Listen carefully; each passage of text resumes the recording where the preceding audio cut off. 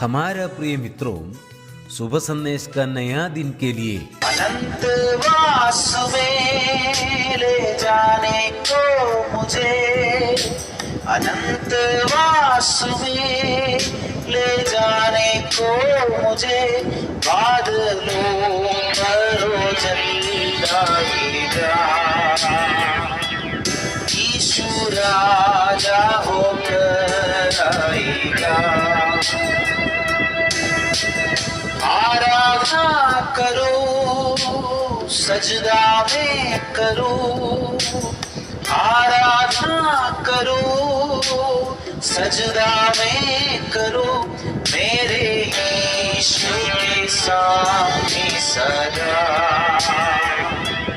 प्रभु यीशु के सामने सदा। आज का संदेश प्रफुल्ल के दास जोशी अब्राहम आसाम से बांटा जाएगा। प्रार्थना के साथ सुनिए। परमेश्वर का नाम की महिमा हो। मुझे सुनने वाला हर एक श्रोताओं को जल्दी आने वाला प्रभु यीशु मसीह का प्यारा और मीठा नाम में हमारा प्यार भरा नमस्कार। आइए आज का मनन के लिए हम लोग पढ़ेंगे इफिसियों का पत्री 3 अध्याय उसका 14 और 15 पद। इफिसियों का पत्री 3 अध्याय उसका 14 और 15 पद। मैं इसी कारण उस पिता के सामने घुटना टेकता हूँ जिससे स्वर्ग और पृथ्वी पर हर एक घराने के नाम रखा जाता है। 3 अध्याय 14 से लेकर 21 पद तक हम लोग देखने से ये पौलुस का एक प्रार्थना है। इफिसियों का पत्री का पौलुस का ये दूसरा प्रार्थना है। पहला प्रार्थना हम लोग देखा था कि पहला अध्याय 1 अध्याय उसका 15 से लेकर 23 पद तक है। उधर इस इफिसियों का पत्री का पहला प्रार्थना हम लोग देख सकता है। और इधर 3 अध्याय उसका 14 से 21 पद तक जो है पौलुस का दूसरा प्रार्थना है। ये दोनों प्रार्थनाओं में हम लोग देखने से पौलुस सिर्फ आत्मिक बातों के लिए, इन विश्वासियों के लिए, इफिसुस का या इस पत्री पढ़ने वाला विश्वासियों के लिए पौलुस प्रार्थना करता है और उनका आत्मिक ज़रूरतों के लिए पौलुस प्रार्थना करता है। कोई भी शारीरिक विषय के लिए या सांसारिक विषय के लिए पौलुस प्रार्थना नहीं करता है। और हमारा प्रार्थनाओं में भी हम लोग आत्मिक विषयों को हम लोग पहला स्थान देना है। हमारा शारीरिक और सांसारिक बातों से बढ़कर हमारा प्रार्थना आत्मिक विषयों के लिए होना चाहिए।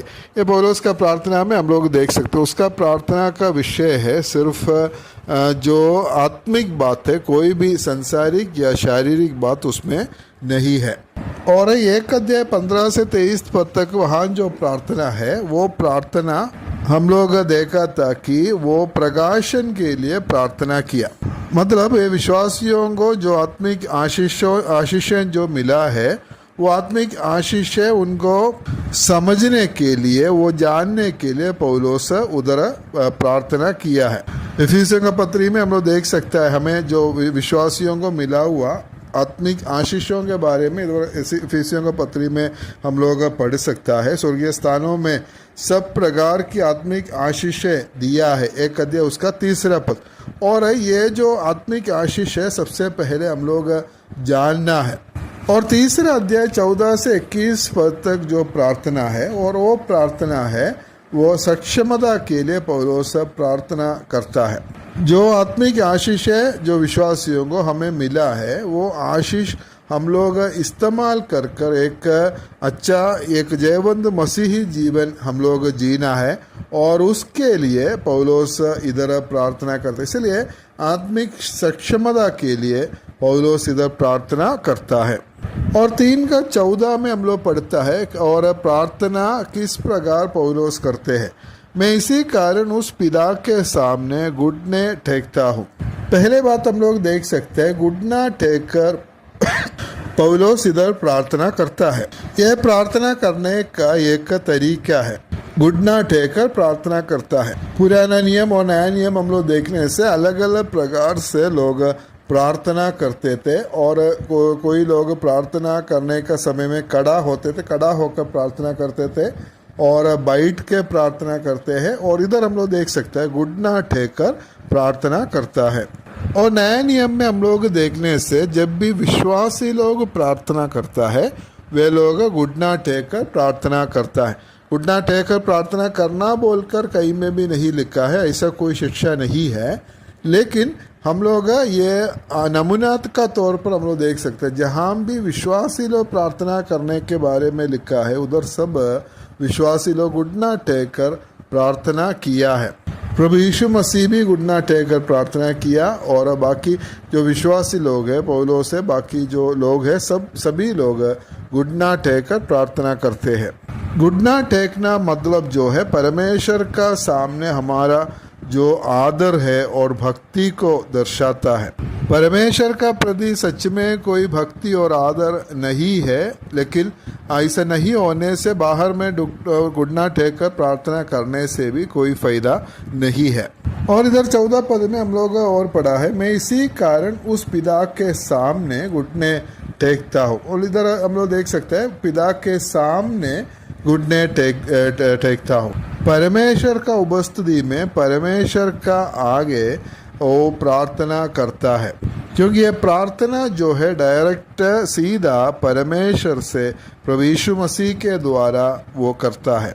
हम जब प्रार्थना करते हैं तब परमेश्वर हमारा प्रार्थना सुनने के लिए तैयार होता है, और हम लोग प्रार्थना करता है वो प्रभु यीशु मसीह के द्वारा प्रार्थना करना है।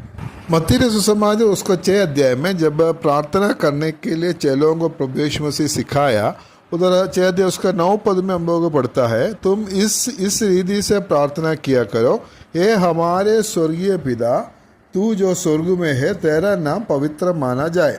इधर परमेश्वर को पिता कहकर प्रार्थना करता है। इफिसियों का पत्री 3 अध्याय में हम लोग पढ़ा है, मैं उस पिता के सामने घुटने टेकता हूँ जिससे स्वर्ग और पृथ्वी पर हर एक घराने का नाम रखा जाता है। परमेश्वर जो है सबका पिता है, क्योंकि वो सृष्टि करता है और परमेश्वर से ही सब कुछ हुआ है, और सारा मनुष्य सारा सृष्टि उसी का है, और सृष्टिकर्ता का तौर पर वो सबका पिता है। लेकिन हम विश्वासी लोग जब परमेश्वर को पिता बोलकर पुकारता है तब उसको वो अर्थ नहीं है। हम विश्वासी लोग परमेश्वर हम विश्वासी लोगों के लिए वो हमारा परमेश्वर हमारा पिता बन गया, क्योंकि हम लोग उनसे हमारा आत्मिक जन्म हुआ है। नया जन्म के द्वारा परमेश्वर हमारा पिता है। यूहन्ना के सुसमाचार 1 अध्याय 12 पद हम लोग देख सकता है, जितनों ने उसे ग्रहण किया उसे उन्हें परमेश्वर की संतान होने का अधिकार दिया है। जो लोग प्रभु यीशु मसीह को ग्रहण किया स्वीकार किया उनको परमेश्वर का संतान होने का अधिकार हुआ है। इसलिए जो उद्धार पाए हुए जो विश्वासी लोग हैं वो लोग परमेश्वर की संतान है। और यूहन्ना का पहला पत्री 3 अध्याय उसका 1 पद में हम लोग पढ़ता है, देखो पिता ने हमसे कैसा प्रेम किया है कि हम परमेश्वर की संतान कहलाए, और हम है भी।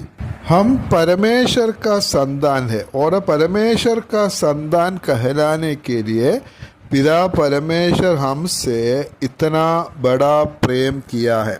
जब हम उद्धार पाया उस समय हमें वो अधिकार मिला, और हम परमेश्वर का सब कुछ बनाने वाला सृष्टिकर्ता परमेश्वर का संतान बना है, और हमें ये अधिकार मिला कि वो परमेश्वर को हमारा पिता कहलाने के लिए। इसका मतलब है हमें परमेश्वर के साथ एक पिता और पुत्र का जो रिश्ता मिला है।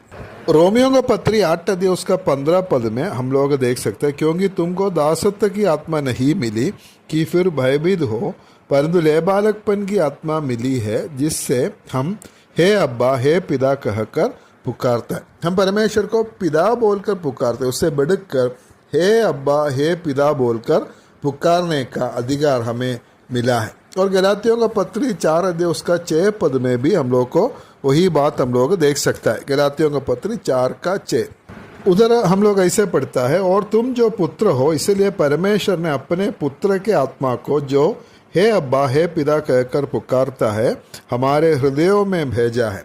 हमको आज परमेश्वर को आज हे अब्बा हे पिता बोलकर पुकारने का अधिकार मिला है।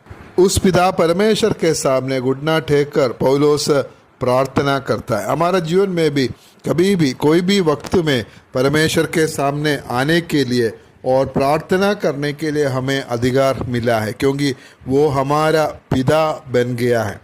जब एक व्यक्ति प्रभु यीशु मसीह को स्वीकार करता है, ग्रहण करता है, उद्धार पाते, उसी समय स्वर्ग की परमेश्वर उनका पिता बन जाता है और उसको हे पिता बोलकर पुकार कर उसका सन्मुख में आकर हमारा ज़रूरतों को बोलने के लिए हमें अधिकार और हियाब मिला है।